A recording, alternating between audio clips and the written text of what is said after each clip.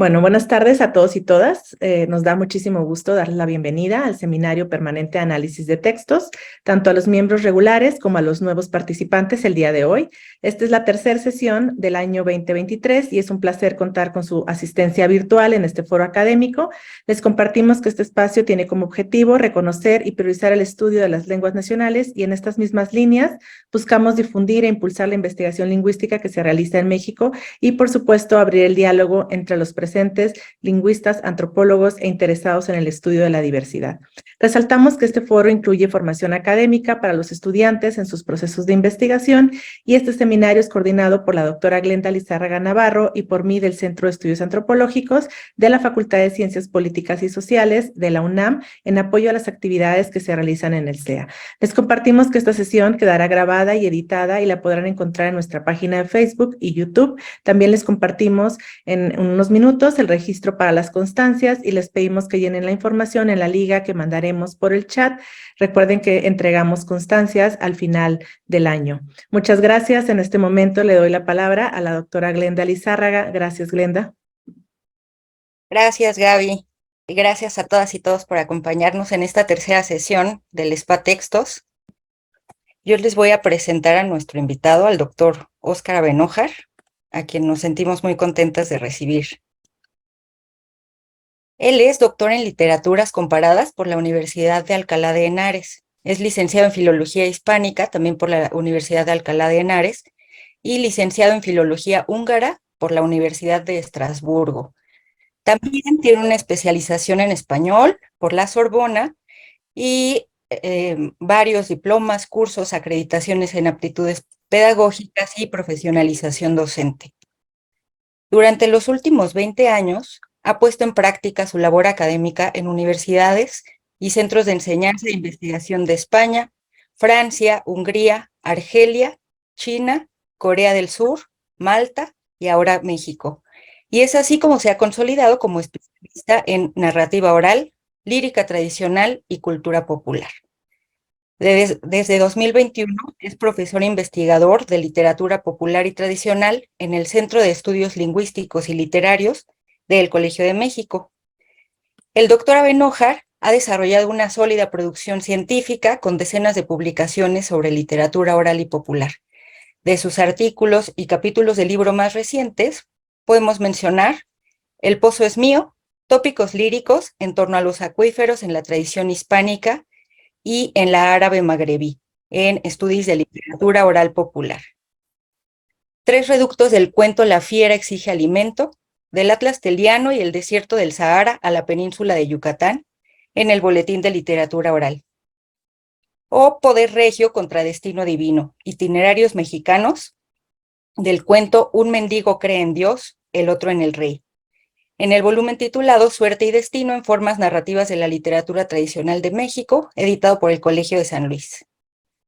Entre los libros de su autoría solo voy a mencionar 3, tiene otros títulos, todos se apetecen. De 2009, La estrella Alce, mitología del pueblo Gogul, de la Siberia Occidental. Es una coedición entre Alcalá de Henares y México de la editorial El Jardín de la Voz, Biblioteca de Literatura Oral y Cultura Popular. De 2015, La princesa cautiva y el pájaro del viento, mitos y cuentos del norte de Argelia, editado en Madrid por Verbum. De 2018, Tras las huellas de Don Juan, por el norte de África y la Grecia clásica, editado en Madrid por Metáforas. Y además ha participado en otras tantas publicaciones como editor.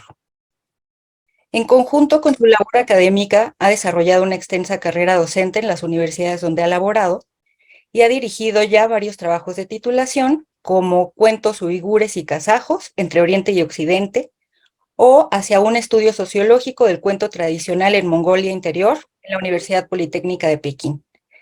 Asimismo, es creador de bases de datos digitales, como el Repositorio de Literatura Oral, en colaboración con la Biblioteca Daniel Cosío Villegas del Colegio de México, que opera desde mayo de 2022. Y desde 2019 es creador y director de la colección argelina alojada en el Corpus de Literatura Oral de la Universidad de Jaén.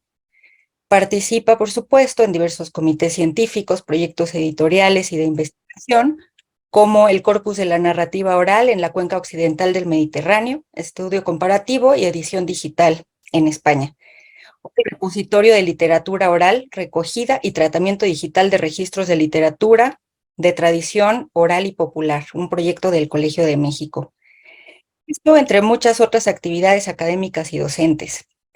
Qué dicha que nos acompañe hoy en esta tercera sección del seminario. Muchas gracias por aceptar la invitación, Oscar, y gracias a todas y todos los presentes por acompañarnos. Pues sin más, te doy la palabra. Muchísimas gracias, Glenda. Muchas gracias, Gabriela. Gracias al Seminario Permanente de Análisis de Textos. Es un honor, un placer y un privilegio estar aquí con ustedes.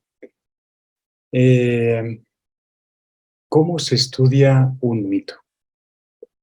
Esa es una cuestión, o esa es la cuestión que va a estar rondando nuestras cabezas a lo largo de esta sesión, y es la cuestión que ha rondado las cabezas de muchos investigadores que se han asomado al mito que aquí nos convoca.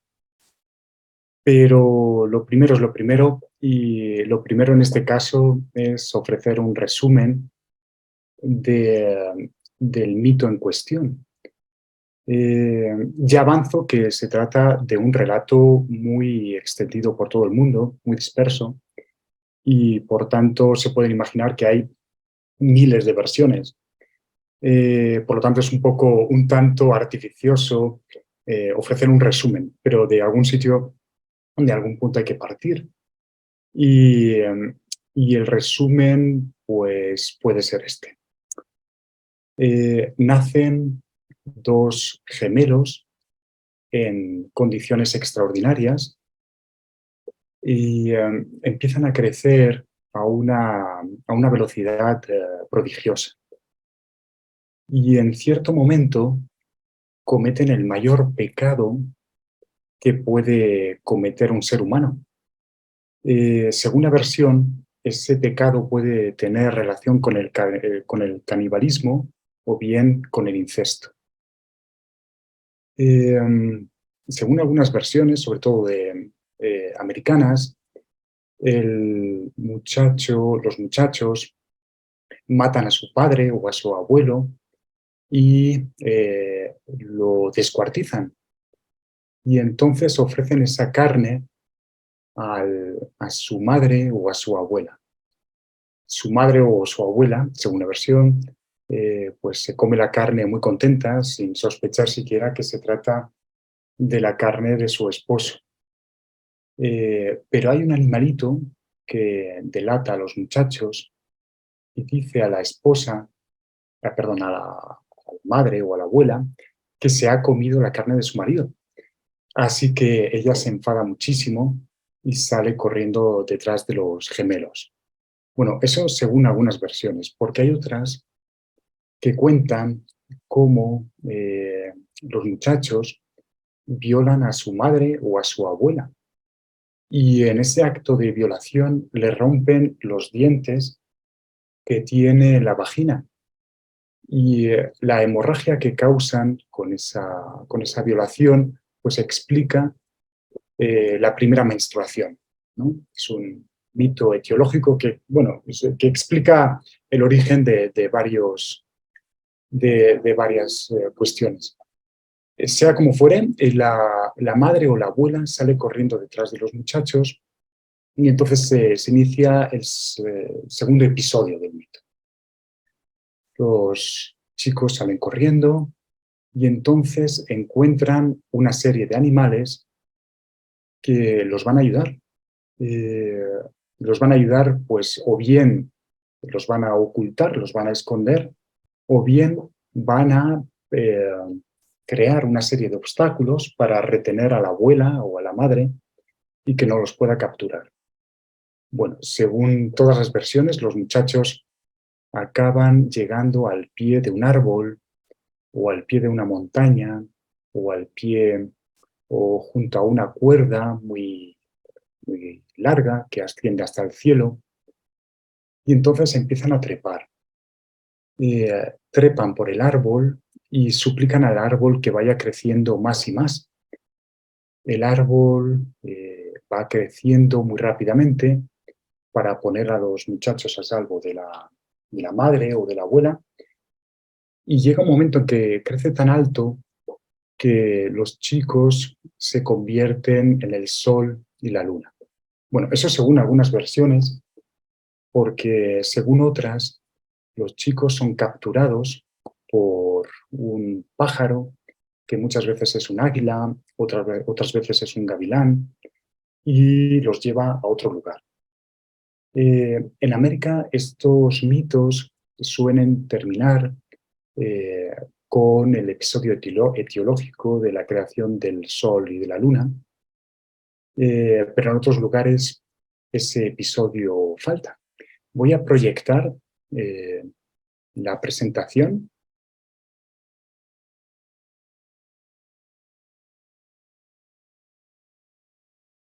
Dice aquí Glenda que habéis... Ya, listo, Tenéis que Oscar. habilitar, creo. Listo, Oscar, ya.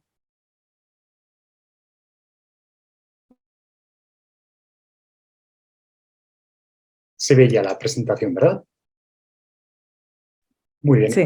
Ya se ve. Durante la primera parte de esta presentación voy a hablar de las versiones mexicanas. Más que hablar, voy a presentar dos versiones mexicanas. Vamos a escuchar un paralelo en Mije Medio y otro en Chinanteco, que recogí en Oaxaca.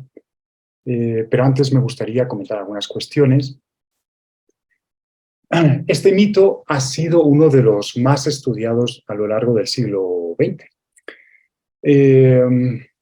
Dio origen a una discusión muy acalorada que inició Lévi-Strauss en sus mitológicas. Lévi-Strauss le dedicó nada más y nada menos que dos libros. Uno es El hombre desnudo y otro es Historia del lince. Entonces, bueno, yo le he dado a esta ponencia, le he dado el título El mito de los gemelos y los orígenes del Sol y la Luna, pero no es el único título con el cual es conocido este relato.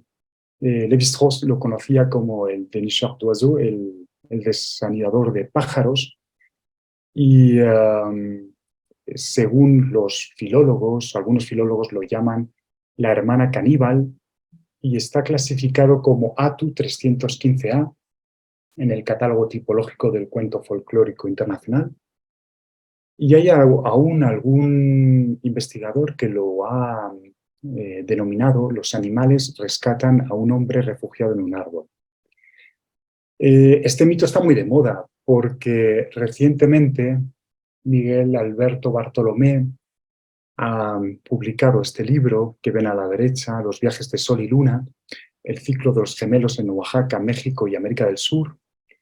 Pero en realidad es una narración que tiene un largo recorrido. A la izquierda tienen el volumen que le consagra por entero Lévi-Strauss. Pero no son los únicos. Ha habido acercamientos también desde la filogenética, no sé si conocen esa rama de estudio del folclore.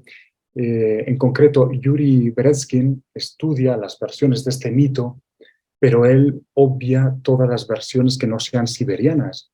Este mito está distribuido, como decía, por todo el mundo. Ha habido acercamientos también por parte de la filología. Katrin Goldberg le dedica un estudio muy interesante también. Y en fin, ha sido objeto de muchos análisis también. Los perspectivistas amerindios también le han consagrado muchos estudios, Viveiros de Castro, los ontologistas, Philippe Descola. Es decir, que es un mito, digamos, bien conocido. Vamos a conocer la primera versión. Voy a proyectar dos versiones, como ya avancé, con dos propósitos. Uno es ilustrar lo que voy diciendo y otro es que veamos la diversidad de estas versiones.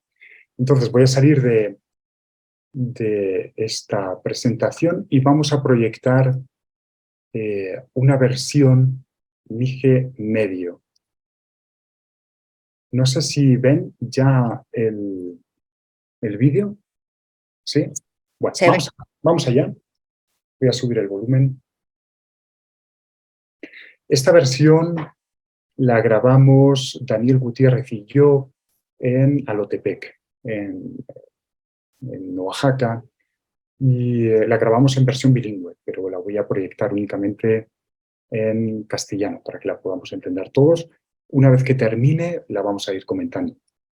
Buenas tardes, mi nombre es Ronaldo Sandoval y pues voy a contar la historia del Sol y la Luna. Hubo una vez en un pequeño pueblito, vivían dos ancianos con sus nietos. Una vez el abuelo salió a sembrar en su paraje y la abuelita le encargó a los niños que llevaran la comida del abuelito para que pues, pudiera almorzar ese día en el rancho. Los niños se fueron y pues en la carretera pues iban jugando, iban lanzándose piedras, iban platicando. Y cuando llegaron al terreno de su abuelito, pues le gritaron que ya venía con la comida.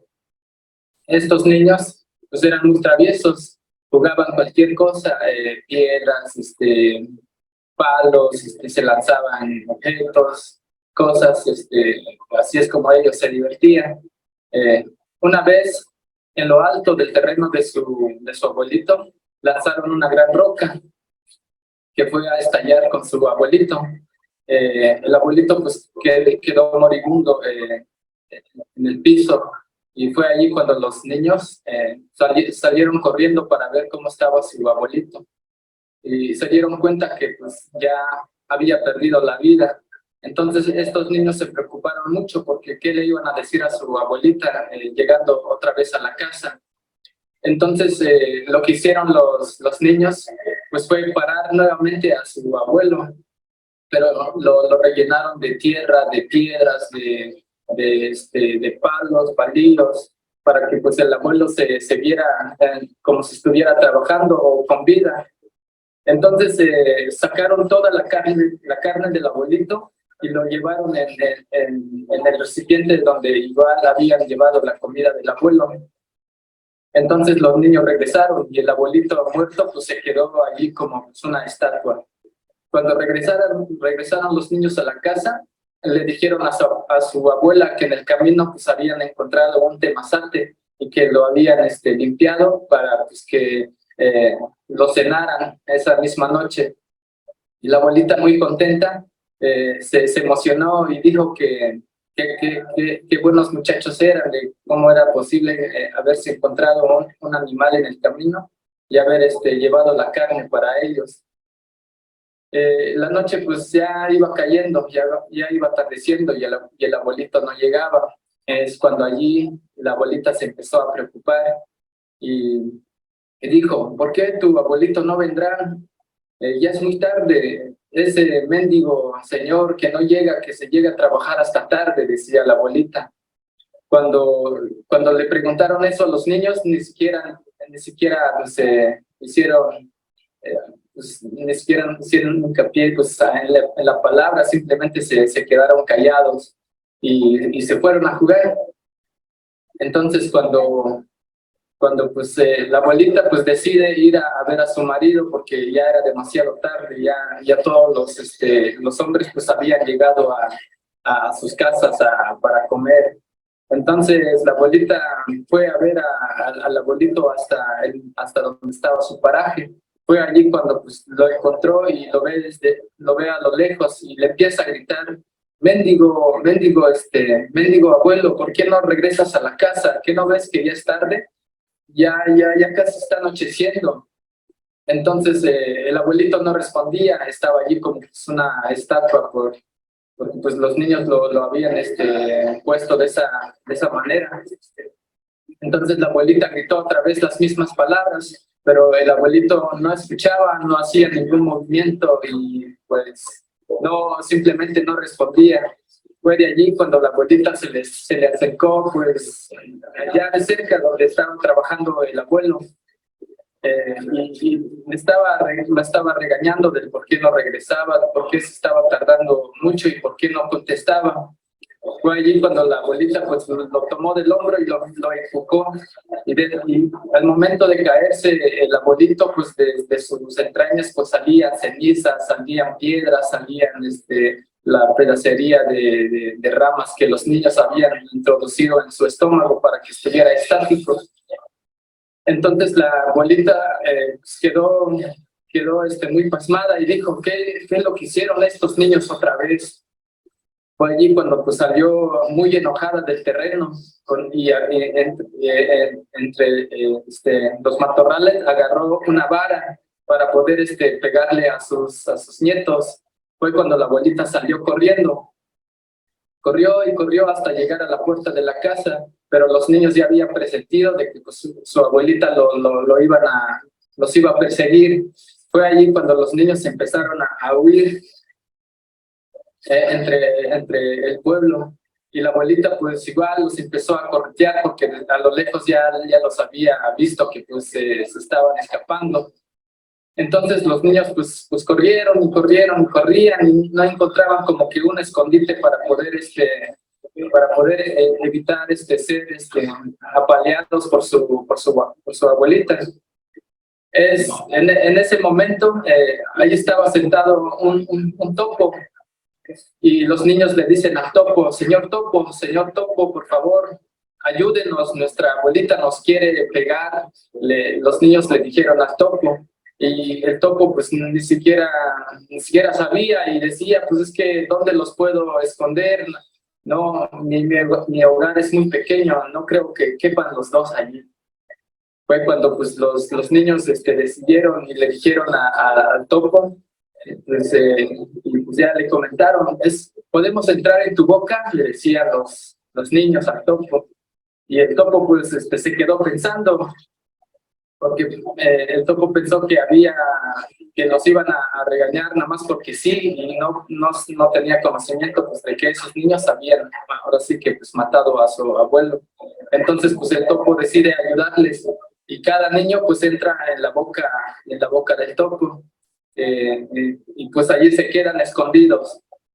Cuando la abuelita pasa en donde se encontraba el animal, pues le pregunta que si no había visto unos niños que pues venían corriendo o como escapando, huyendo.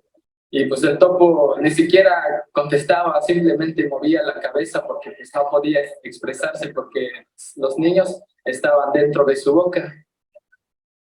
Cuando la abuelita pasa corriendo y se va a buscar a los niños para seguir correteándolos y pegarles, pues en ese momento en que se va, pues los niños salen de la boca del topo, y pues los niños le agradecen al animal de que pues los había salvado de su abuela, y siguieron corriendo. En una de esas, la abuelita se para y nota que los niños ya están del otro lado del pueblo. Allí pues la abuelita empieza a correr y a perseguirlos nuevamente. Entonces los niños huyen y pues no encuentran un escondite para poder ahora sí que pues estar a salvo de su abuela. En eso pues el niño pues ve un gran árbol que pues, casi topa el cielo, y le propone a su hermana y le dice, vamos a escalar ese árbol porque así simplemente nos vamos a salvar de nuestra abuelita. No creo que ella pueda treparla, le dice a su hermana. Entonces la hermana contesta, sí, es una buena idea. Pero en ese momento su hermanita pues tiene muchas ganas de ir al baño y le dice, hermano, por favor espérame, es que necesito ir al baño. Y pues vieron que la abuelita ya se estaba acercando. Entonces el niño comienza a trepar el árbol y pues sale primero para escapar. Después la niña, entre tanto miedo y de que pues le estaba ganando ir al baño, pues se limpia como sea y se embarra de su propio excremento y sale huyendo también. Pues el niño pues llega hasta el tope, y pues en esas pues el niño se convierte en el sol, y su hermana que la siga pues se convierte en la luna. Y es por eso que en la comunidad dicen que el sol sale primero, porque el niño fue el primero que escaló ese gran árbol, y la luna pues sale después, porque pues su hermana le siguió después, y por eso dicen en la comunidad igual que por eso la luna tiene esas manchas, precisamente porque su hermanita al momento de escapar pues ya no logra limpiarse bien.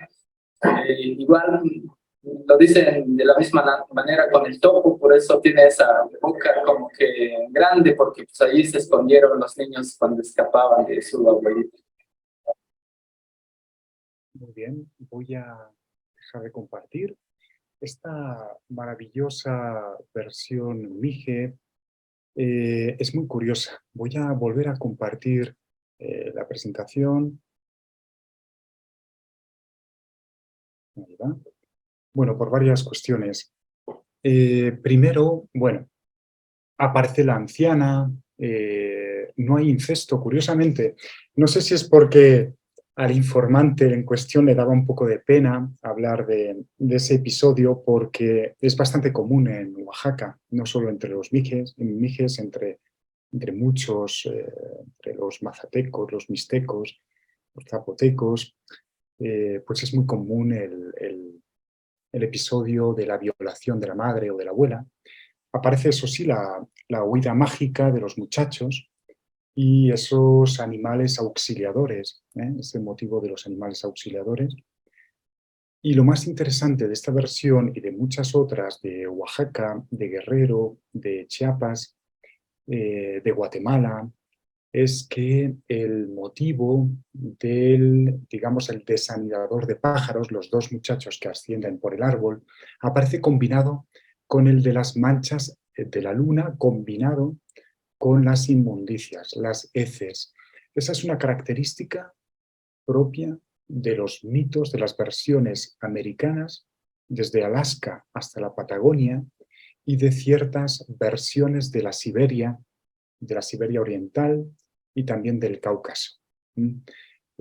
Por eso yo opino que esas versiones combinadas donde se explica las manchas de la luna o como heces de un niño o de una mujer, pues entraron en América por el estrecho de Beringia.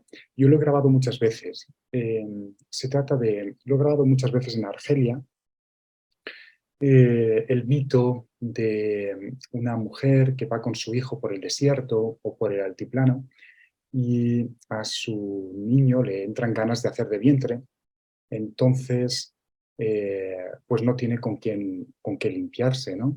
Y la madre, para limpiar al muchacho, utiliza un pedazo de pan.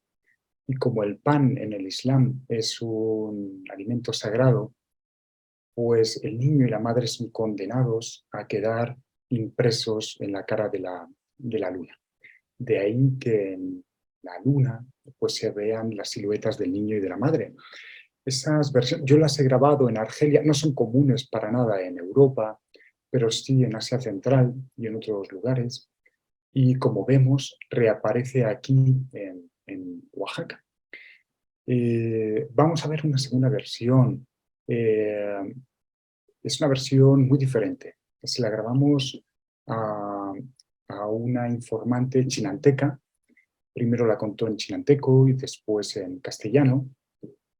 Y vamos a verla y después comentamos los motivos que en ella aparecen. Un momento.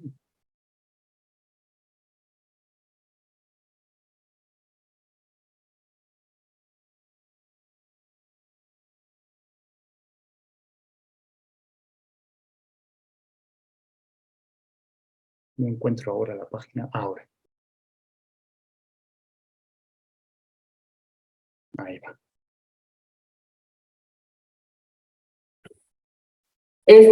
Voy a contar la leyenda del gavilán. Esta leyenda me lo contó mi tía y a ella se lo contaron. Se trata de un gavilán feroz, grande, que atrapaba a la gente, que se quedaba encima de un cerro donde había una roca enorme. En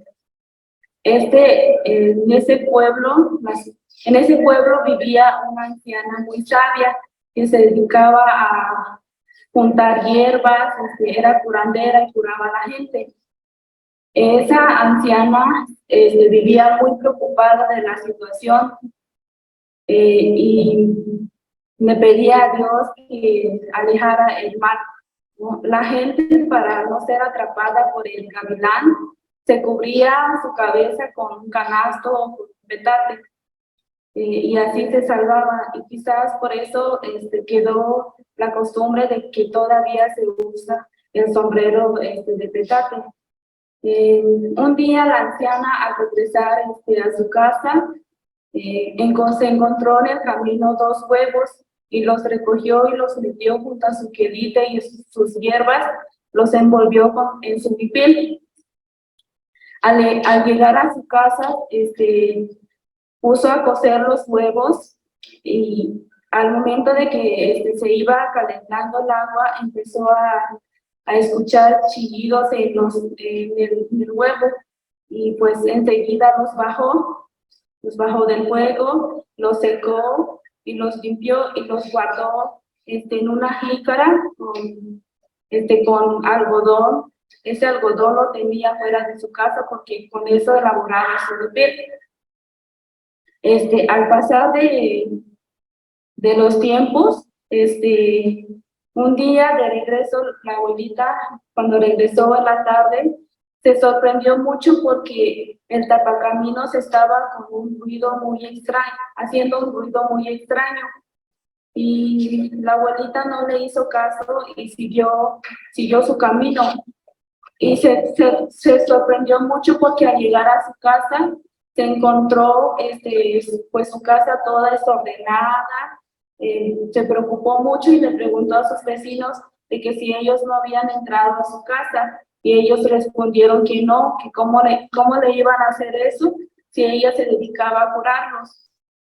Entonces, al siguiente día, la abuelita se las ingenió para amarró la puerta de su casa de una manera especial en la que solo ella pudiera desamarrarlo. Y regresó en la tarde de nuevo, y de nuevo el tapacaminos estaba con un ruido muy extraño. Llegó la abuelita y la puerta de su casa seguía amarrado igual. Entonces dijo ella, no, hoy ya no entraron a mi casa. Pero sorprendió mucho porque otra vez su casa estaba muy desordenado. Entonces ya se preocupó más, y al siguiente día volvió a salir y salió más temprano de lo normal, y cuando el tapacaminos todavía no se despertaba y seguía acostado en el camino. Entonces la abuelita no lo vio y le pisó su cabeza, y desde ahí quedó aplastada la cabeza del tapacaminos. Entonces, en la tarde regresó la señora de nuevo, y como al tapacaminos le dolía la cabeza, ya no pudo hacer sus ruidos, y entonces la abuelita, al entrar a su casa, se sorprendió mucho porque vio a un niño y a una niña jugando y desordenando de nuevo en su casa. Entonces la abuelita le llamó mucha la atención a los niños de por qué le hicieron trabajar tanto durante estos días, porque ella organizaba de nuevo las cosas que ellos se desordenaban. Entonces los niños aceptaron el regaño de la abuelita. Y pues igual la abuelita les advirtió del peligro que se vivía en aquel pueblo del Gavilán, pero los niños no hicieron caso y dijeron al contrario, ya sabemos nosotros qué hacer. Entonces los niños, pues como no le hicieron caso a la abuelita, salieron a jugar en el cerro, en el camino del Cerro Gavilán, y ahí un día que estaban jugando, los atrapó el gavilán y los llevó en su nido, donde tenía resguardado a más personas que atrapaban.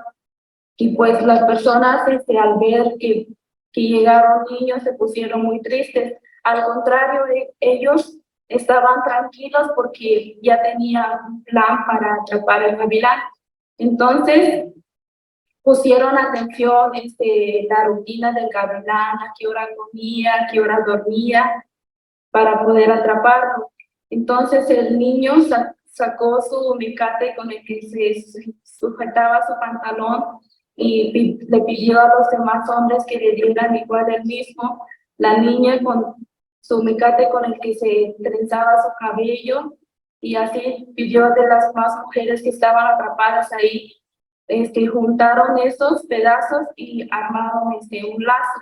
Y ese lazo lo amarraron de forma de trampa para que el gavilán, con un enredo que se amarrara la cabeza del gavilán con facilidad.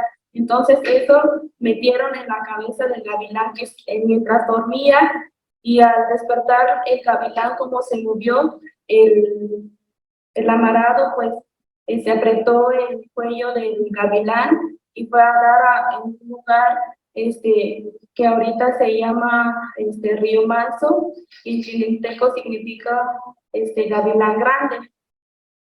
Las personas que estaban, los niños salieron se fueron al lugar donde había quedado el cuerpo del gavilán que había muerto, y el niño fue a sacar el ojo derecho del gavilán, lo enredó con su pañuelo y lo guardó en su bolsillo.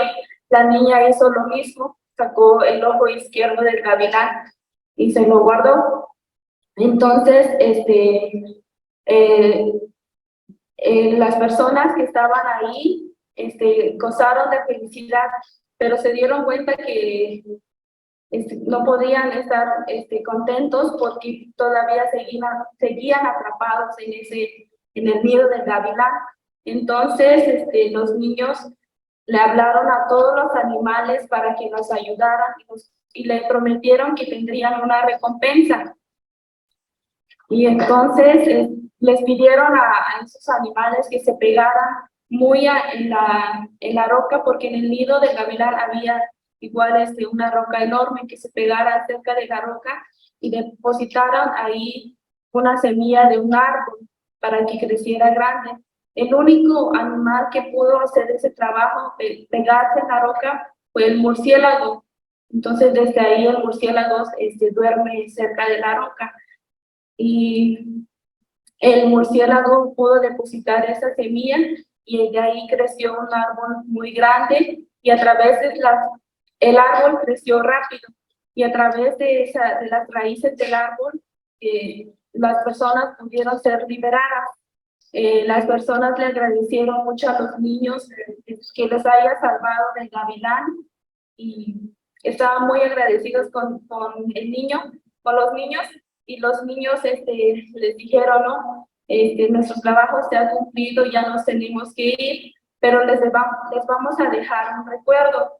Entonces el niño lanzó al cielo el ojo derecho del gavilán que había guardado, y eso con su luz resplandeció. Entonces lo llamaron Sol, y la niña con el ojo izquierdo hizo lo mismo, lanzó al cielo, y como su luz era un poquito más pálido, lo llamaron Luna. Se termina la historia. Bueno, muchas gracias. Voy a proyectar de nuevo la presentación. Bueno, como han visto, esta versión es muy diferente. En ella los muchachos nacen de 2 huevos. A ese episodio se le llama ovogénesis. Es muy común en Mesoamérica, en las versiones mesoamericanas, que esos 2 gemelos nazcan de huevos. De hecho, esas versiones han contaminado otro mito relacionado con el rey Kondoy, que es también muy conocido entre los mijes, ¿no? Bueno, los muchachos nacen de huevos, de nuevo no hay incesto, pero sí aparece un pájaro que captura a los muchachos cuando están en la copa y los lleva del árbol y los lleva a otro lugar. Aparece de nuevo la anciana, los animales ayudantes, y una cosa muy interesante es que se menciona el nido en la montaña. En ocasiones, en muchas versiones americanas, el nido no está en la montaña, está en un árbol.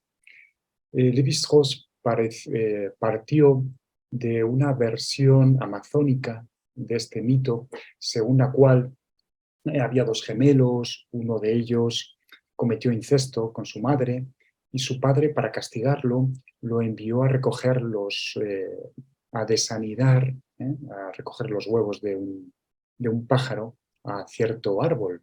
Y cuando el muchacho ascendió y quiso recoger esos huevos, el árbol empezó a crecer, a crecer, a crecer y desapareció, ¿no?, de su vista. Es un motivo bastante común también en las versiones americanas. Y algo muy interesante es el motivo de los ojos que se convierten en el sol y la luna. Eso es muy común en las versiones mesoamericanas. Generalmente se dice que los muchachos encuentran una serpiente y tienen mucha sed. Entonces la serpiente les promete dar agua a cambio de que les entreguen uno de los ojos. Uno de los hermanos se saca un ojo y se lo da a la serpiente le da agua, pero al cabo de un rato vuelve a tener sed. La serpiente vuelve a exigir el otro ojo. Entonces así se queda ciego. Bueno, pues ese episodio es muy común en las versiones de Europa del Este, del norte de África, de Asia. Yo lo he grabado varias veces, ese motivo dentro de un cuento, una versión cuentística de este mito, según la cual una muchacha que se llama Gurnetech, Gurnetech significa en bereber la luna del sol. Vemos ahí el paralelismo con el sol y la luna. Entonces esta muchacha está de viaje y con una impostora y empieza a tener mucha sed. La impostora le promete dar agua a cambio de uno de sus ojos. Y ella tiene tanta sed que se lo entrega. Pero al cabo de un rato vuelve a tener sed y la impostora le vuelve a pedir el segundo ojo. De manera que ella pues se lo entrega y se queda ciega, ¿no? Y después, pero al final del cuento, pues la serpiente le restituye los dos ojos. Bueno, esto es ya voy a acabar aquí la primera parte de la presentación. He proyectado estas dos versiones para que veamos un poco la gran diversidad de versiones de este relato. Y ya sin más, pues les doy la palabra por si quieren comentar algo o hacer alguna pregunta.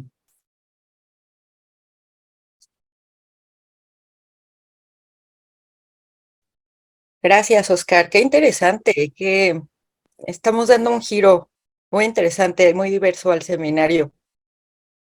Yo estoy picadísima con esto de los mitos, pero bueno, vamos a abrir esta primera ronda de preguntas para escuchar al público, que seguramente tiene muchas cosas que comentarte y preguntarte.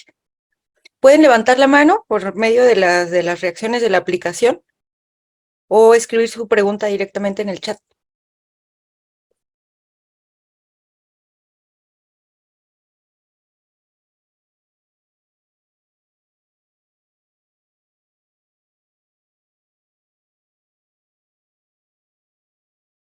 Y tenemos la mano de Betsa. Betsa, ¿quieres abrir tu micro? Ay, hola, buenas tardes, ¿me escuchan bien? Ay, buenas tardes, es que estoy acá desde el teléfono, una disculpa.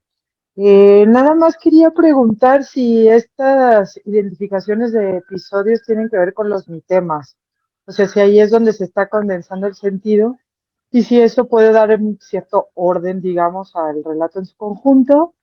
Y la otra, pues que también me parece como muy interesante ver la repetición de elementos dentro de los mitos, ¿no? En diversas partes del mundo, lo cual es bastante interesante y tal vez podría apuntar a pues estructurar episodios o temas o algo así que digamos den sentido también no nada más a la creación del sol, de la luna, sino a otros órdenes, ¿no? Por ahí en los relatos escuchábamos, por eso es que ahora el murciélago vive en la roca, por eso es que ahora el lugar ese se llama así o así, ¿no?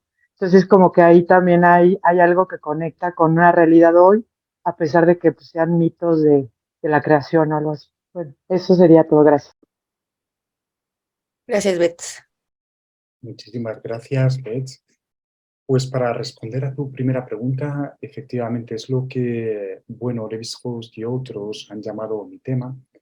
Yo lo llamo motivo folclórico. La escuela histórico-geográfica de Steve Thompson y otros, pues llaman a esos episodios motivo folclórico, ¿no? Efectivamente, son esos episodios que encontramos aquí y allá,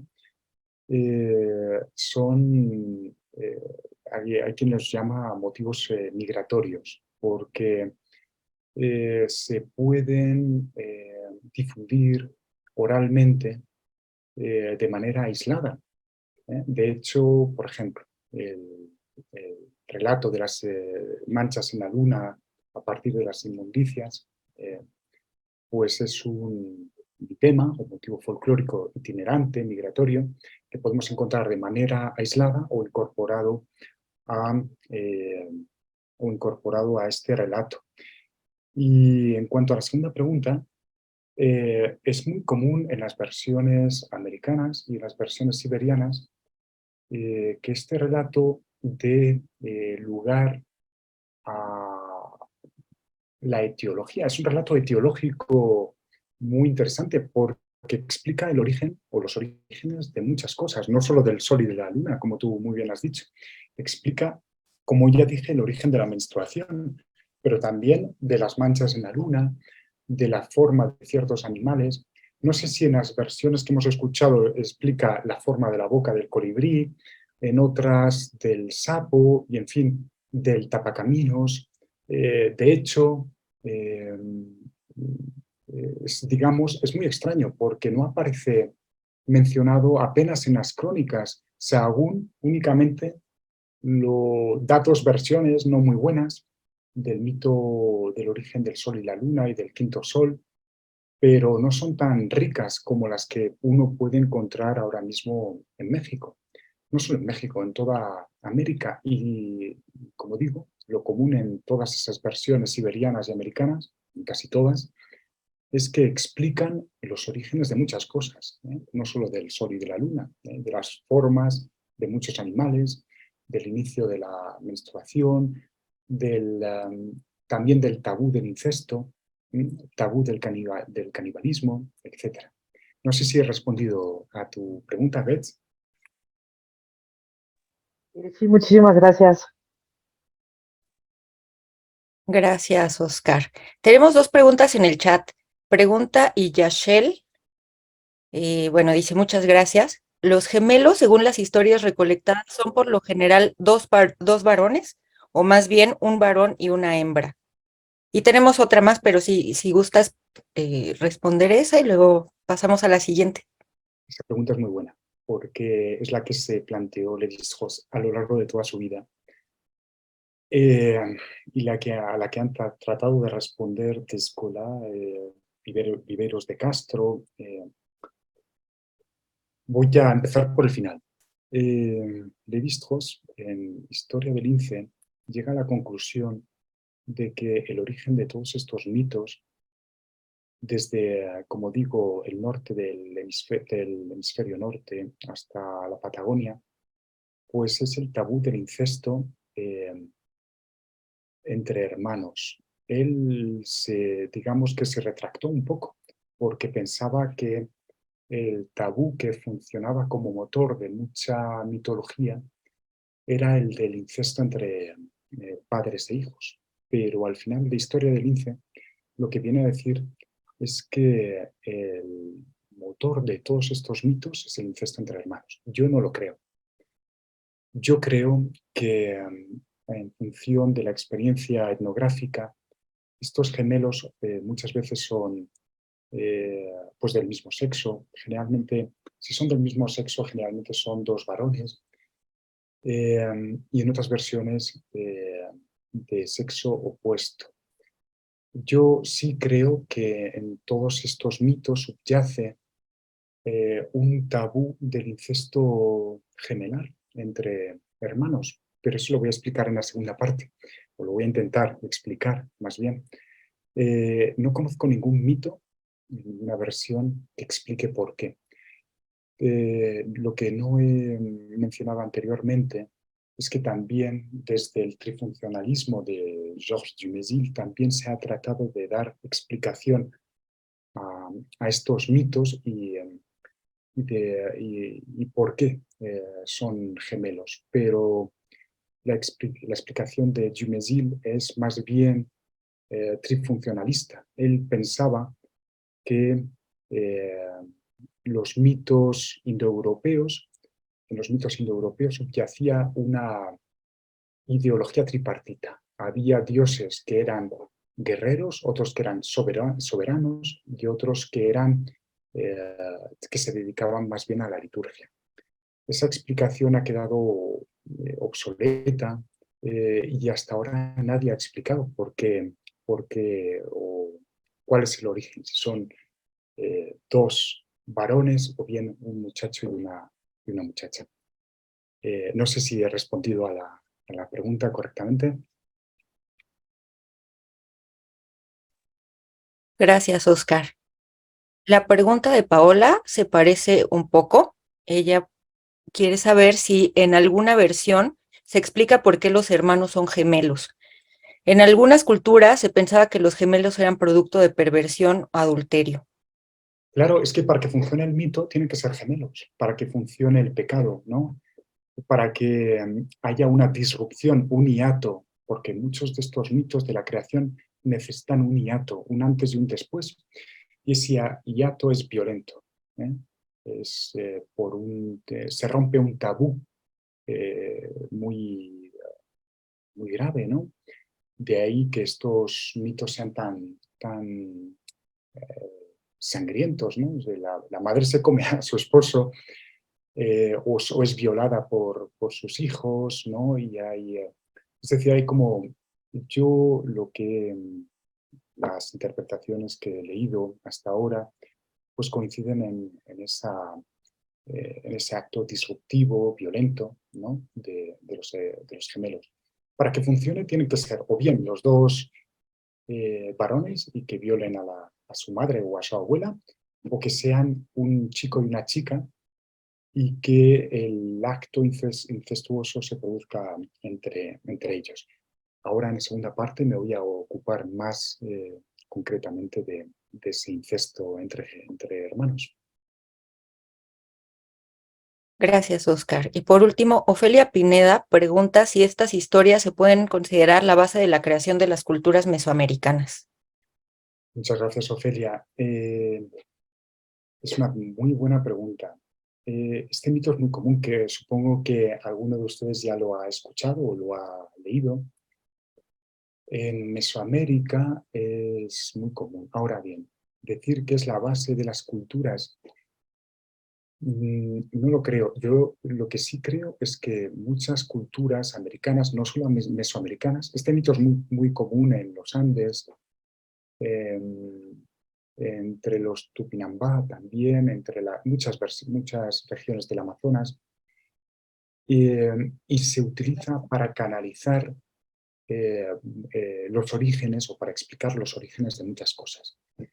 Pero como digo, el hecho de que esté expandido, disperso por tantas partes del mundo, pues me hace pensar que, o me hace descartar ese carácter local, ¿no?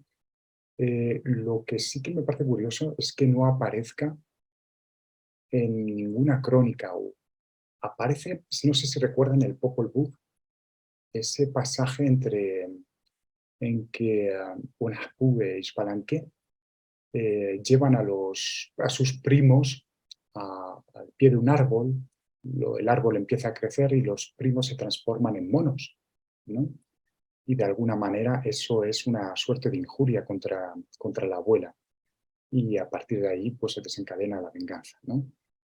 No creo que sea la base de las culturas mesoamericanas. Eso es una cuestión mucho más compleja, que atañe pues, otras cuestiones culturales, sociales. Esto para mí es simplemente un relato que lleva muchísimos años, miles de años circulando por muchas partes del mundo, ¿no?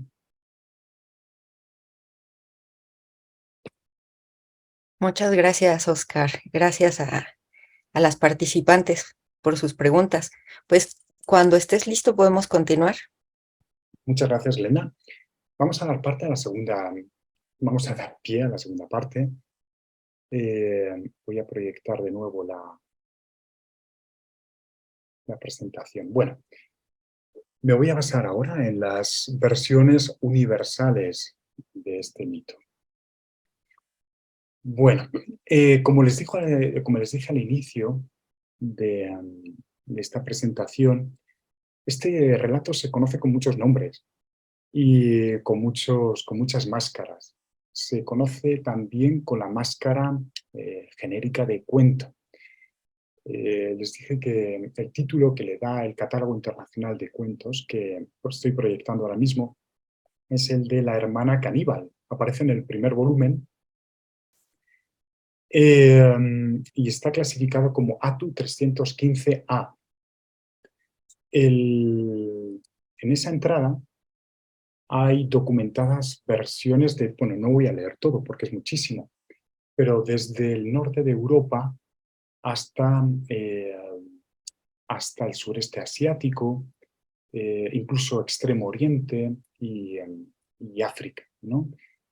En cambio, que no aparezca en ciertos lugares en esa lista que da el catálogo tipológico del cuento internacional no significa que no esté en otras partes. Yo he encontrado varias versiones en Australia y también en la mitología clásica griega, de la cual hablaré más adelante.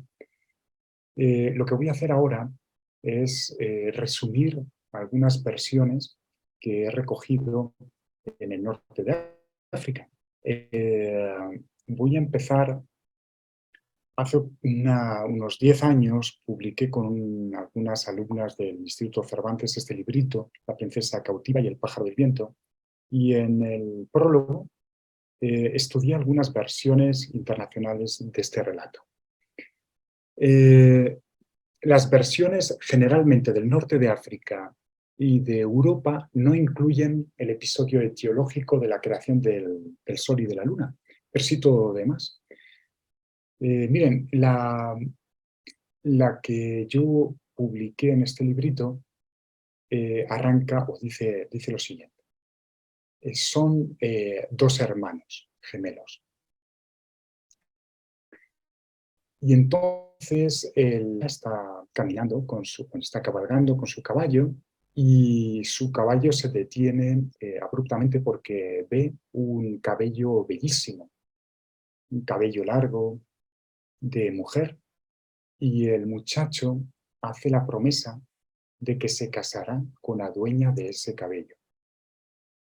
Al llegar a casa, pues le dice a su madre, le pide a su madre que busque a la dueña de ese cabello. Y al final, pues como se pueden imaginar, la propietaria del cabello es su propia hermana. Entonces, ¿qué sucede? La hermana sale corriendo, huyendo para no casarse con su hermano, y a lo largo de esa huida mágica también se va encontrando con diversos animales que la van ayudando hasta que hasta que llega al pie de un árbol y comienza a trepar. También llega allí al pie del árbol su hermano y todos sus familiares. Entonces la muchacha está ya en la copa del árbol y le empieza a suplicar al árbol que comience que crezca. Y el árbol pues obedece y empieza a crecer rápidamente. Los familiares desde abajo le van pidiendo, le van suplicando que por favor descienda y que pues acate su destino y se case con su hermano. Pero no ocurre así. La muchacha sigue ascendiendo por el árbol hasta que llega un gavilán la agarra y se la lleva a otro reino. Como ven, hay varias, bueno, el esquema del relato es básicamente el mismo, solo que, como digo, no aparece el episodio etiológico del el origen del Sol y de la Luna. Como dije al principio, eso es común de América y de Siberia. Según otras versiones, Hamti, Osetas, Tuvás, Nenets de Siberia, se cuenta prácticamente lo mismo. Hay una muchacha que sale corriendo, llega al pie de un árbol y asciende por ese árbol y al llegar al cielo se casa con el rey Sol y ella se convierte en la luna, ¿no? Ese tipo de versiones está muy distribuido, como digo, por todo el hemisferio norte y especialmente en Asia. Pero no es la única. Estas versiones argelinas, yo lo he grabado muchas veces allí en Bereber, pero también José Manuel Pedrosa da versiones prácticamente idénticas en la India. En un artículo suyo, que después si quieren cito, pues resume exactamente el mismo relato, ¿no? Pero ubicado en la India, no en Argelia. Yo en el libro este que publiqué, La princesa cautiva y el pájaro del viento, estudié también este mito y di una versión un poco diferente, pero también de la India. Se trata, en este caso, de dos hermanos. El chico se llama Cora, no se dice el nombre de su hermana, y el chico en este caso lo que promete es que se casará con aquella muchacha que corte cierta flor y se la coloque en el cabello. Y como se puede imaginar, lo que sucede al final es que su propia hermana es la que corta la flor y se la coloca en el cabello. Cuando su madre le advierte de lo que ha hecho, pues ella sale corriendo, llega a un estanque, en ese estanque se frota la piel y salen unas escamas. Las escamas que brotan, o sea, que salen, caen al suelo del estanque y de ahí brota una palmera que crece muy rápido y se lleva a esta muchacha al cielo. Y una vez que está en el cielo, viene un águila, la rescata y se la lleva a otro lugar. Bueno, como digo, hay muchas versiones, no sé si conoce, es muy común,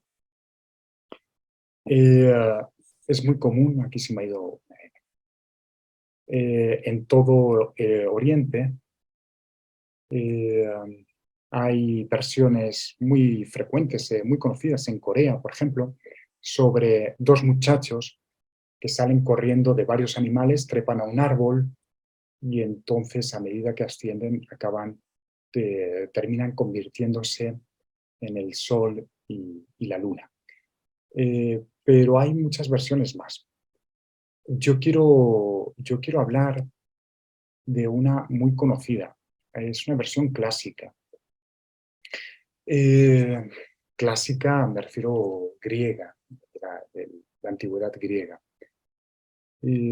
Cuenta Higinio, también es un pasaje mítico que relata Higinio, Apolodoro, y también tiene una versión Ovidio, que entre los asirios reinaba el rey Cíniras.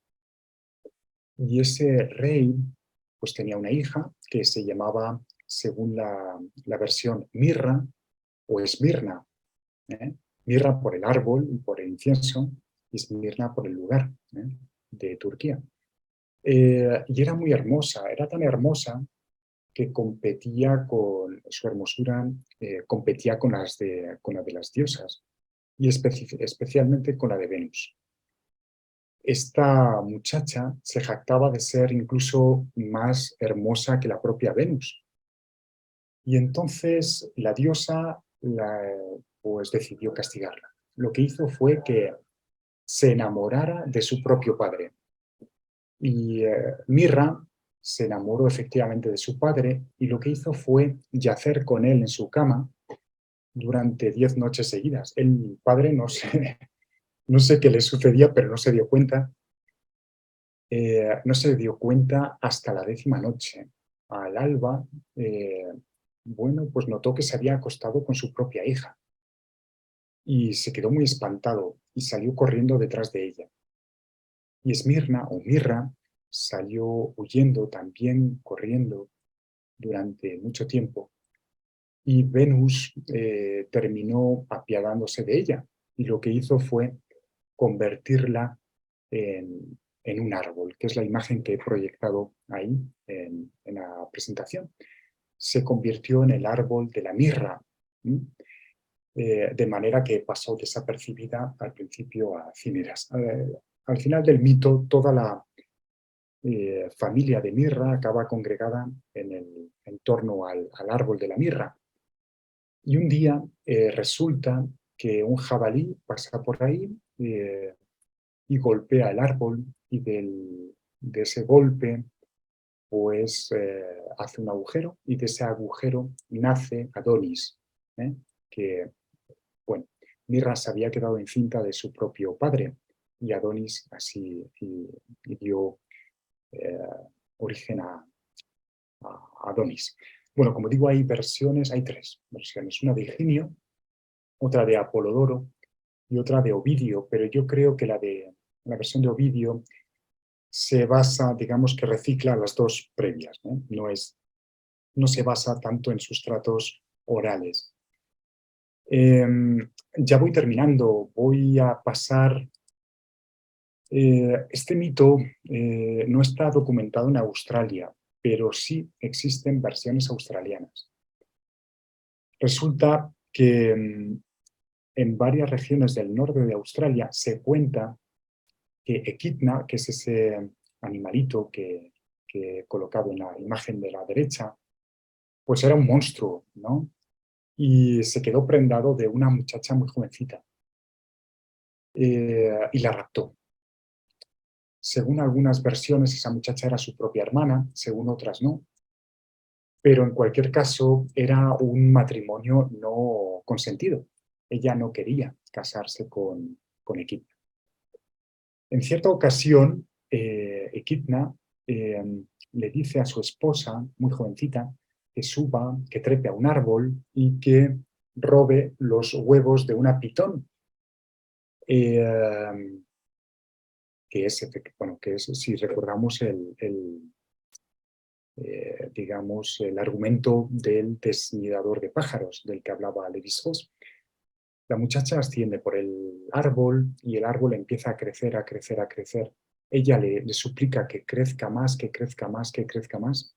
El árbol llega hasta el cielo y cuando ha llegado hasta el cielo se dobla y digamos que va cayendo y deposita a la muchacha en su antiguo hogar, ¿no? El hogar de su familia.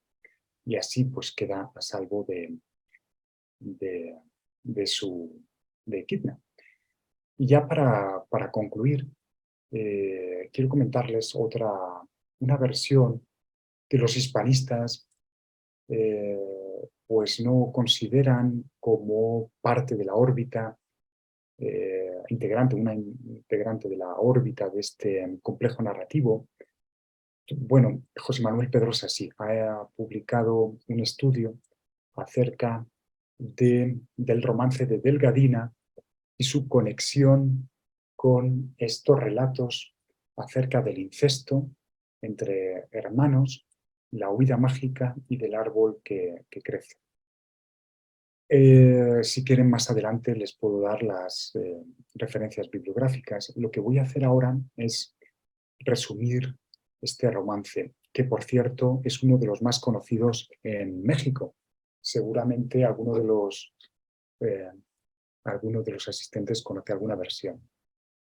Bueno, Delgadina es la menor de 3 muchachas.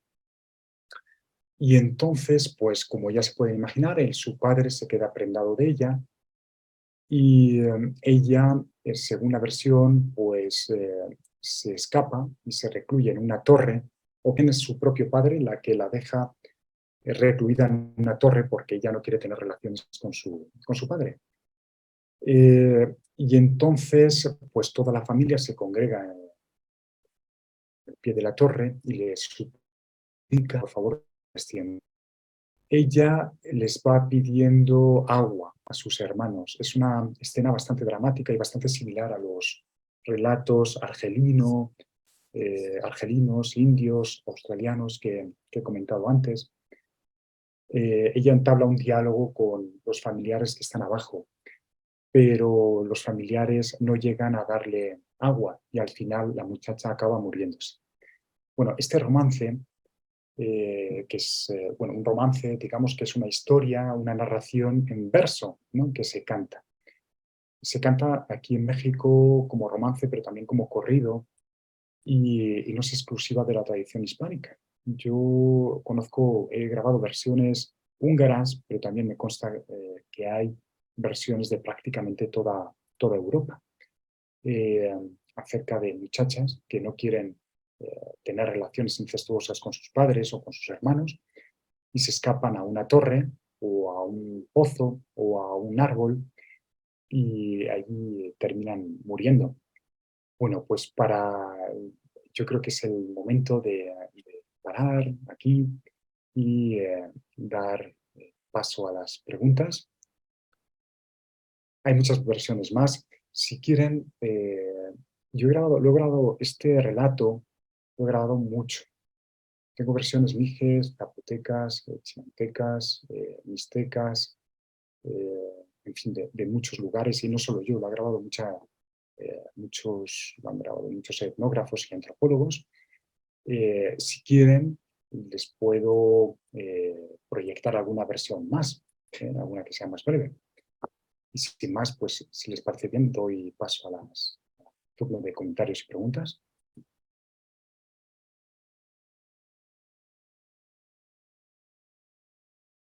Muchísimas gracias, Oscar. Qué interesante ha sido la charla. Pues en lo que el público formula sus preguntas, yo voy a leer un comentario que dejó Iyashel, la persona que hizo una pregunta hace rato. Ella se tuvo que retirar, pero dejó este interesantísimo comentario que dice: en Chichicastenango aún existen algunas historias de los gemelos. En la parte final, los gemelos que son perseguidos por la abuela se ven acorralados en una esquina. Seguidamente, la abuela sopla un canasto grande que está en el suelo lleno de mazorcas y granos de maíz que levantaba una nube de la caspa del maíz. Xbalanque se pone enfrente de su hermano Hunapú para protegerlo y como resultado, él queda cubierto de polvo o caspa blanca del maíz y su aspecto se torna pálido. Por eso él se convierte en la luna y su hermano en el sol. Y esta es una versión maya quiché del altiplano guatemalteco. ¡Qué maravilla! Uf, reaparece ahí Hunahpu y ese mito. Es que este mito, pues muchas veces se combina con otros motivos itinerantes, migratorios. Y aquí, en Mesoamérica, es muy común, o relativamente común, que se combine con el origen del maíz y con el mito del niño maíz. Me interesaría mucho, Glenda, si es posible, que Yashel pues, grabara esa versión, porque es una auténtica maravilla. Pues no tenemos contacto con ella, me parece que es la primera vez que se conecta y pues espero que la podamos localizar por las redes sociales. Es profesora en la Universidad de Texas en Austin, en el departamento de... Sí. Yo nada más quería comentar, gracias por la presentación. Yo también, bueno, yo soy de la cultura tzeltal y en la cultura tzeltal tenemos estos mitos, ambos, pero no hay ni incesto ni son gemelos. El origen de la luna y del sol se basa en dos personajes que son hermanos, uno mayor, uno menor, y justamente el menor es el que por envidia al hermano mayor mata al hermano mayor y entonces se queda él a cargo de la madre porque el papá ha muerto antes y tiene que mantener a la madre, pero como es tan haragán que no puede mantenerlo, entonces al final deciden pues irse a otro espacio donde no tengan que trabajar, ¿verdad? Y como el hermano que mata al hermano mayor, pues es el que se convierte en el sol y la mamá es la que se convierte en la luna. Entonces aquí sí hay un personaje femenino y masculino en la creación, bueno, en la visión de los celtales, pero esto es en mi igual en mi grupo, en Tenango, de donde yo soy, no sé qué pasa en los otros pueblos, puede que haya algo diferente, que eso es lo que iba a comentar también, que al parecer dentro de una misma cultura como la tzeltal, por ejemplo, es que hay como estas variaciones de los personajes y de las interpretaciones. Entonces un poco mi comentario también es como, o sea, es que hemos vivido con el sol y la luna todo el tiempo, ¿cierto? Que buscamos explicación en nuestro entorno natural para ciertas cosas que pasan en nuestro entorno. Entonces, no sé, de repente pienso como en estos complejos, ¿no? El complejo de Edipo, el complejo de XY, y entonces quizá, no sé, esto es más como una pregunta también, es como estos elementos que es el sol y la luna, que obviamente son muy representativos para nosotros, hasta qué punto no entran dentro de estas, digamos, instanciaciones para estos complejos también, ¿verdad? Es decir, como que sean algo innato, y por eso es que están en muchas culturas, y no tanto es que hayan viajado de un lugar a otro, sino que están ahí innatamente en nuestro ser, en nuestra relación con la naturaleza. No sé, es algo que me preguntaba y eso, que me ha sorprendido ver que pues su existencia está en en todas las culturas, ¿verdad? Bueno, no en todas, pero en muchas culturas alrededor del mundo. Entonces, eso me parece fascinante y por eso creo que, no sé, la explicación se me hace como más allá, ¿verdad? De ser un movimiento migratorio o una cosa que ha pasado nada más de la oralidad de un grupo a otro. Muchas gracias, Jaime. Bueno, dos cosas. Por favor, graba esa versión que conoces porque es interesantísima. Y tienes toda la razón en que la diversidad de versiones de este mito es apabullante. Pero es que tú hablabas de distintas comunidades, pero es que dentro de una misma comunidad hay versiones distintas, ¿verdad? Y eso es sorprendente. Si queda tiempo, me gustaría proyectar una versión que grabé en el mismo municipio, a una informante del mismo municipio de Alotepec, y que es muy distinta, o bueno, distinta de la que nos dio el primer informante que vimos. Bueno, eso lo que en estudios de folclore, de lo que da una idea es de que ese relato tiene mucha viveza, se encuentra muy vivo en el folclore. Cuando uno va a campo y recoge siempre unas versiones muy similares o unas versiones muy similares a las que dan los cronistas, pues es sospechoso. Eso significa que o bien el relato está muriendo o bien que son vulgatas. Y por vulgatas entendemos versiones que no proceden de la tradición oral, sino que proceden de lecturas, ¿no? Son versiones librescas. Entonces, para no extenderme, pues el hecho de que en Mesoamérica haya esa diversidad de versiones del mito del origen del Sol y de la Luna da una idea de hasta qué punto está vivo y hasta qué punto ese mito pues goza de buena salud. Y en cuanto a la segunda pregunta, pues es lo que plantea Jaime, es la cuestión que ha suscitado más batallas, o suscitó más batallas entre ciertos investigadores de la literatura oral en los años 60 y 70, antes de que imperara en fin, el estructuralismo pues barriera otras, se impusiera, ¿no? Lo que plantea Jaime es la posibilidad de que estos relatos pues no estén conectados por la tradición oral, es decir, que lo que llamamos en estudios de literatura oral la poligénesis, ¿no?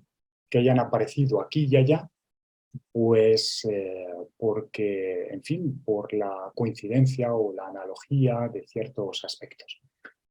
Lo que pasa es que la poligénesis hace ya mucho tiempo que fue descartada, precisamente porque fue apabullantemente barrida por la monogénesis, ¿no? Porque a medida que se iban recogiendo más versiones, los investigadores se iban dando cuenta pues de que los relatos se transmiten. Y tenemos versiones ya prácticamente, excepto de algunas regiones de África, de Oceanía, pues tenemos versiones prácticamente de cada aldea. Este catálogo tipológico del cuento internacional de Arne Thompson-Utter pues ha sido elaborado durante más de 120 años, muchas escuelas, y ahora tenemos versiones de cada aldea, o prácticamente de cada región. Entonces podemos probar que estos mitos o estos relatos se han ido transmitiendo de boca en boca. Y además es posible muchas veces establecer ramas, que es lo más interesante.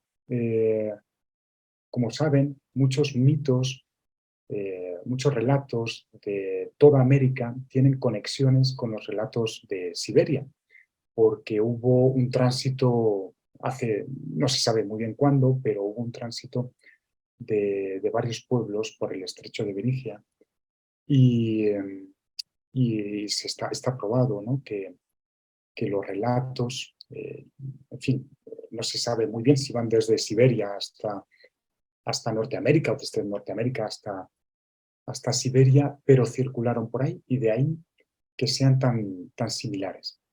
De todas maneras, todavía quedan resquicios de investigadores poligenéticos, pero yo no les doy mucho crédito. Yo me inclino más hacia la monogénesis y hacia la transmisión oral, porque lo que me dice la experiencia en campo es que estos relatos, cuando le pregunto a un informante, él enseguida me cuenta, esto es lo que cuenta la comunidad, o esto es lo que me contó mi madre, o esto es lo que me contó mi padre, ¿no?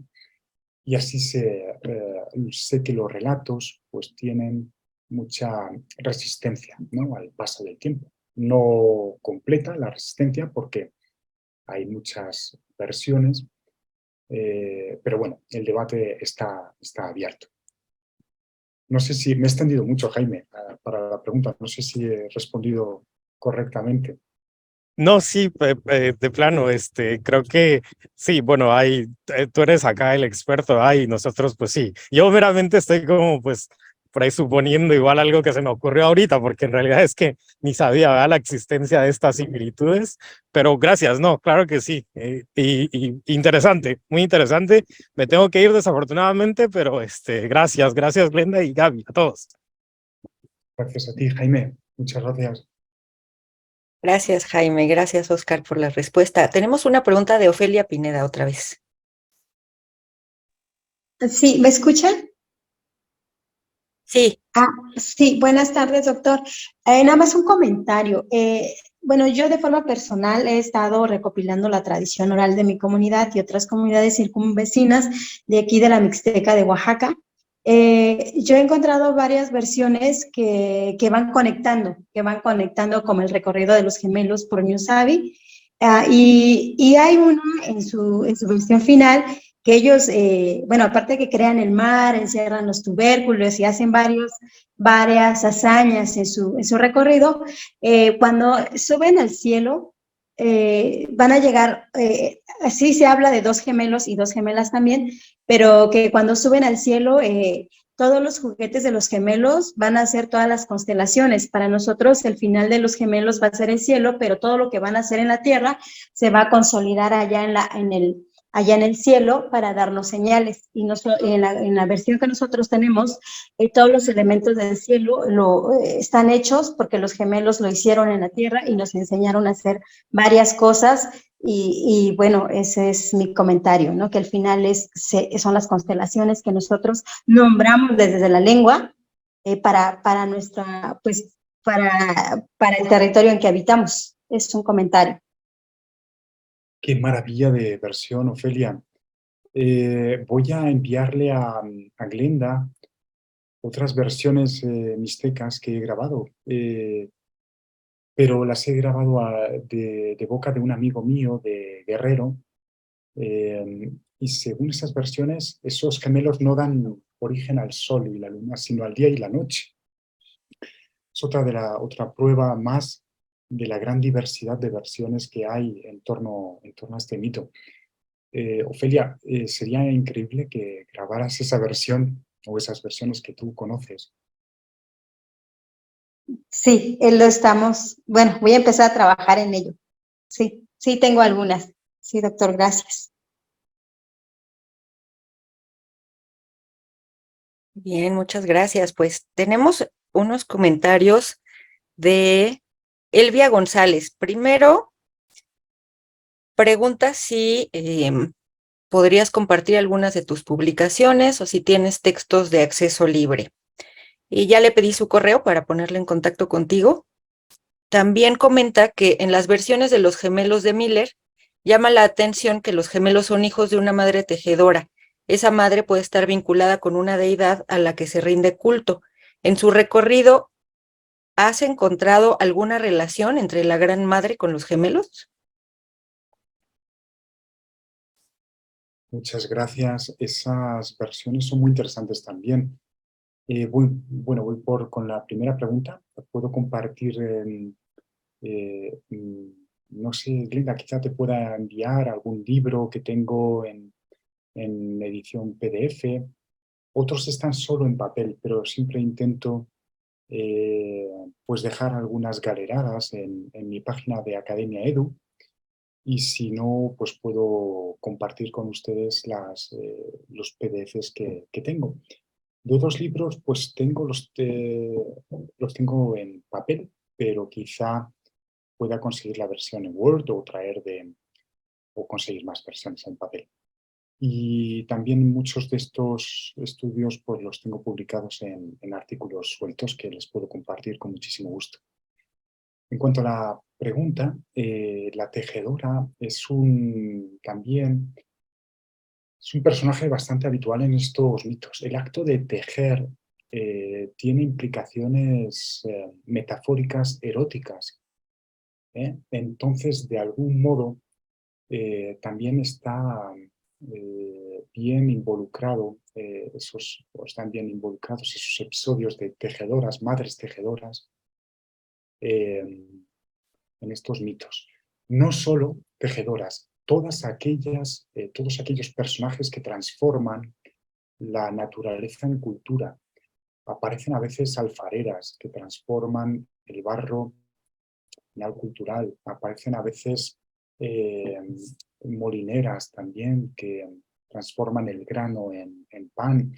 Aparecen, digamos, personajes que están muy vinculados con esa transformación de la naturaleza a la cultura y que en términos metafóricos se cifra también como eh, un acto erótico, sexual. Por eso muchas de estas madres o abuelas son tejedoras, son hilanderas, son herradoras o son molineras, etc.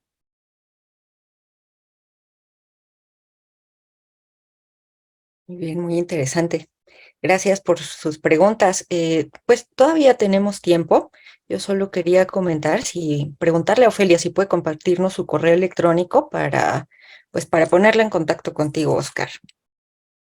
También, bueno, ¿hay más preguntas? ¿Hay más comentarios? Tenemos tiempo.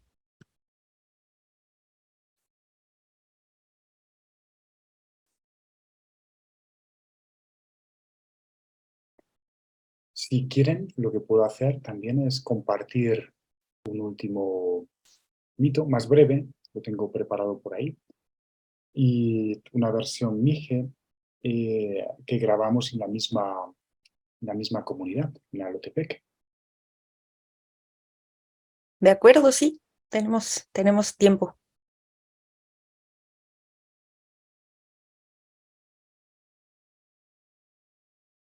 No sé qué tal se oiga porque se nos acabó la batería y grabó un estudiante con el celular. Vamos a ver. Ay, Glenda, me tienes que habilitar. ¿Gaby? Listo ya.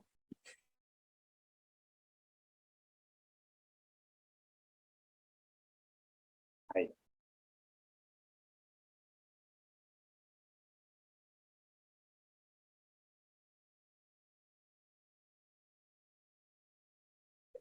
Puedes contar sobre la leyenda del sol y la luna. El sol y la luna son personas. Se cuenta que la luna es una niña y el sol es un niño. Me contó mis favoritos, tanto maternos como paternos. Estos 2 nietos vivían con sus abuelitos. Sus abuelos siempre trabajaban en el campo. Un día, los 2 nietos salieron a trabajar con su abuelito. La abuelita se quedó en la casa. Y los 2 nietos eran muy traviesos. Un día hicieron un rumbe en medio del arroyo y que le dijo a su abuelo, brinca de aquí para pasar del otro lado del arroyo. El abuelo contestó, no voy a poder. Y la nieta dijo, mira, así vas a hacer como yo voy a brincar. Y la nieta sí pudo brincar hasta pasar al otro lado. Y cuando pasó el abuelo, brincó y quedó en medio de la lumbre. Ahí se quemó. Y luego pasó sus otros nietos. Y cuando vieron que su abuelito ya no estaba, se quemó. Y lo que hicieron en un bote, pusieron todo las cenizas y lo colgaron al lado de donde estaban trabajando. Regresaron a la casa y con un pedazo de carne, que era la carne de su abuelito, y le dijo a su abuela, nos dijo el abuelo que preparara algo de comer, porque va a tener mucho hambre y ya va a llegar. En serio, ¿qué mataron? Le dijo su abuela, matamos un conejo. Y su abuelo, ¿por qué no se vino con ustedes? Le contestó, es que él está siguiendo trabajando. Y la abuela preparó tamal de amarillo. Y cuando ya estaba todo preparado, la abuela ya estaba preocupada porque no había llegado su marido. Y le preguntó a su nieto, ya siéntense para comer. Porque su abuelo pues no ha llegado, no sé qué le ha pasado, pero los nietos ya estaban conscientes de que era la carne de su abuelo. Se sentaron a comer y cuando le dieron el tamal no lo comían, nada más lo partían en la mitad y lo ponían abajo de la mesa, lo escondían. Y de repente vino un sapo y que le dice a la abuela, estás comiendo a tu marido, así le dijo. Y la abuela no entendía y que le dio una patada, por eso el sapo brinca así como ahorita camina, que en realidad antes el sapo caminaba así parado. Luego de ahí se fue el sapo, regresó un colibrí y que lo mismo, estás comiendo a tu marido, y que encontró un palo allí que le metió en su boca y por eso el colibrí tiene su boca así de larga. Y el abuela sí comió y los comieron. Y ya la abuela salió de la casa y los nietos quedaron allí a ver a su esposo. Y cuando llegó ahí estaba nada más colgado, al lado de la esquina estaba colgado nada más la camisa. Los nietos pues, ya sabían que su abuelita se estaba dando cuenta. Lo que hicieron escaparon de la casa y se fueron, estaba su tía. Y que la abuela estaba diciendo a ella sola, ahorita van a ver los nietos que hicieron. Fueron a buscar y que no le encontraron hasta que cuando llegó con su cuñada y le dijo, ¿no han visto a su sobrina? No, pero en realidad estaba escondido dentro de su boca y que nada más le contestó, justo ahorita no puedo hablar porque tengo mucho dolor de dientes. Y que se regresó la abuela y dijo, ¿dónde carajos fueron esos nietos? Ahorita lo van a ver igual, van a morir como murió mi esposo, dice, y que regresó y buscó por todas partes. Y pues los nietos ya estaban, como que ya se imaginaron que tenían un temazcal en la casa y que ese temazcal hicieron un hoyo de atrás. Y cuando llegó la abuela, le dijo, métese dentro del temazcal, allí se van a morir, igual como murió tu abuelito. Y cuando entraron allí, La abuela lo que hizo es que tapó todo para que no se salieran, para que no se escaparan. Y pues, los nietos ya habían hecho un hoyo por atrás y ahí se escaparon y se fueron en un hoyo, en un pozo, perdón. Y ahí se subieron dentro de un árbol y cuando llegó ahí la abuela, de nuevo vio adentro del pozo que estaban ahí los nietos y dice, abuelita, ya estamos ahogando, por favor, sácanos de aquí. La abuelita lo que hizo es empezar a tomar mucha agua y que ahí se murió. Y esos nietos eran mis talentos. Y de ahí, pues, los dos, los hermanos, pues, se fueron a caminar mucho tiempo. Al momento de caminar, su hermana olvidó su sandalia y que regresó y que le dijo, aquí no alcanzas, espero por ese lado, voy a traer tu sandalia, no sé dónde lo dejaste. Y que el sol, que es el niño, que se adelantó, por eso el sol es de día y la luna es de día. Y que cuando regresó, pues ya no encontró a su hermano. Ya.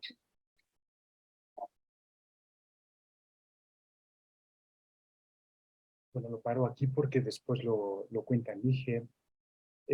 Como ven, pues esta versión incluye el motivo migratorio de los dos muchachos que se lanzan a la hoguera, que menciona Sahagún, ¿no? A propósito del nacimiento del quinto sol, ¿no? Son muy variadas las versiones. Qué interesante, Oscar. Todavía tenemos algunas preguntas de Jared Galván en el chat. Dice, dijiste que te decantas por una monogénesis del mito y se me ocurren un par de preguntas al respecto. ¿Hay alguna pista o hipótesis de dónde y cuándo se originó ese mito? Mencionaste que es posible que llegara a América por Siberia, pero ¿es en Siberia donde se cree que el mito se originó o en algún otro lugar? Y bueno, hay más preguntas. Luego, ¿existe alguna metodología para poder rastrear la génesis de un mito? Pienso en las reconstrucciones que hacemos los lingüistas para recrear una lengua muerta, una protolengua, basándonos en datos de las lenguas vivas o con registro de las que dio origen. ¿Se puede recrear un protomito de alguna forma? La pregunta es muy buena. Es una tentación recrear un protomito. Era lo que hacían los hermanos Grimm. Ellos acumulaban diversas versiones y trataban de reconstruir el mito primitivo. Y también lo que han intentado otras corrientes difusionistas muy en boga a principios del siglo XX. La corriente historiográfica de Finlandia también trataba de encontrar los orígenes de los relatos. Pero hoy en día se descarta. Eso es imposible, es especulativo. ¿Por qué? Bueno, pues hay muchos motivos. Cuando vamos a campo, entendemos varios de ellos, ¿no? Muchas veces me ha ocurrido que un mismo informante me cuenta cierta versión de un relato y yo soy muy despistado y la pierdo o la olvido, no sé dónde la he dejado y tengo que pedirle que por favor me la vuelva a contar. Y es o mucho más extensa o mucho más breve que la primera que me contó. Quiere decir eso, pues que muchos informantes, los más competentes, cuando una tradición oral está muy viva, hay muchas versiones de un mismo relato. Cuando una tradición oral se va apagando, como es el caso de Europa, ¿no? En Europa ya casi no tenemos tradición oral, pues casi todas las versiones se parecen. ¿Qué quiero decir con esto? Pues que es posible rastrear las variantes de un relato, eso sí. Es decir, si hay una variante que contiene este relato de los muchachos que huyen o uno de los muchachos que huye para no acostarse con su hermano o con su hermana y trepa a un árbol, este árbol crece. Si hay versiones contaminadas con el mito de las manchas en la luna, podemos decir que todas las versiones que están contaminadas con las manchas en la Luna derivan de una misma variante, de una misma rama que llamamos en los estudios de literatura oral. Eso sí se puede hacer, digamos, con ciertas garantías científicas, pero lo que no se puede hacer es encontrar el origen de un relato. Ahí en el dominio meramente especulativo, en mi opinión, porque hay otras corrientes que sí lo intentan. He mencionado antes la corriente filogenética de Yuri Bereskin, que recoge relatos de todo el mundo y hace estudios algebraicos para encontrar el origen. Lo que pasa es que Bereskin lo que no sabe es que ha utilizado relatos míos para encontrar el origen de algunos cuentos. Y lo que no sabe es que yo tuve que adaptar esos relatos para traducirlos al español, o que he encontrado versiones muy distintas. Es decir, es meramente especulativo. Seguramente, claro, los relatos se originan en algún lugar, pero no está en nuestras manos encontrar la cuna de muchas narraciones, o de la mayoría de las narraciones. En algunos casos muy específicos sí se sabe, o se puede saber, o se puede intuir que en cierto momento cierto relato quedó por escrito. Y a partir de entonces, pues las ciertas versiones orales derivan de esa versión escrita. Pero claro, esa versión escrita deriva a su vez de otras versiones orales. Es decir, no estamos en otros, digamos, en otros dominios, pues sí que podemos llegar a un grado de objetividad con mayores garantías, pero en el terreno de la literatura oral eso es muy difícil. Ya para concluir, quiero repetir que lo que sí se puede, en ciertas circunstancias, es decir que ciertas versiones pertenecen a la misma rama. Si varias versiones contienen un motivo específico, podemos decir que derivan de la misma rama, y generalmente es así. Las versiones de regiones muy próximas o cuando las lenguas se parecen mucho, pues generalmente encontramos versiones de la misma variante, pero no siempre. Yo no sé si he respondido adecuadamente.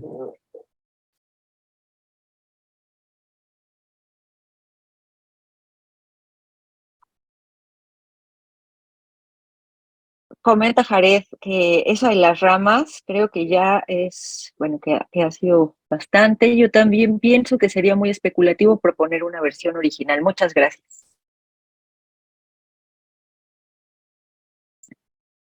Sí, muchas gracias, Oscar. Yo también tenía algunas dudas, pero creo que han quedado resueltas, quedando resueltas conforme has respondido otras preguntas. Y bueno, pues ha sido muy enriquecedor escuchar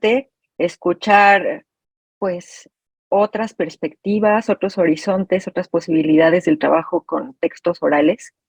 Y yo creo que el trabajo interdisciplinario podría hacerse y podría enriquecer mucho, ¿no? Tanto la metodología de los estudios literarios comparativos, como a lo mejor también la lingüística comparativa, que de hecho, bueno, los hermanos Grimm pudieron hacer la ley de Grimm, seguramente gracias a toda la diversidad de mitos, ¿no? que recogieron y pudieron darse cuenta de esas regularidades en las alternancias, en los cambios fónicos. Entonces yo creo que un buen camino para, a lo mejor pues no para descubrir, pero para indagar con más certeza sobre los orígenes y cómo se propagan los mitos, pues a lo mejor podría ser la lingüística, incluso algunos métodos de la antropología. Mil gracias por acompañarnos hoy, Gaby. Muchas gracias también. Son las 17:49 horas y damos por cerrada, concluida la tercera sesión del 2023. Una reunión muy interesante sobre mitología, etnografía, literatura comparada Esta conferencia pues ha captado toda nuestra atención, Oscar. Felicidades por compartir esta investigación, por tu tiempo y pues por tu generosidad. Muchas gracias a todos por conectarse, a todos y todas por conectarse y por el gran diálogo que fluyó el día de hoy. Muchas gracias, Glenda, por la coordinación del seminario, por presentarnos a Oscar.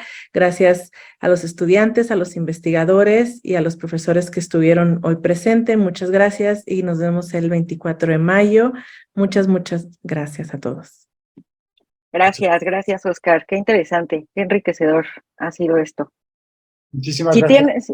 Si quieren contactar a Oscar, bueno, pueden contactarnos a nosotras por nuestras redes sociales o por nuestro correo electrónico y con gusto los ponemos en contacto con él. Muchísimas gracias a todos. Gracias. Gracias a ti, Oscar. Te hago llegar tu constancia en breve. Gracias, Glenda. Gracias a todos los asistentes. Bueno, pues hasta pronto, Oscar.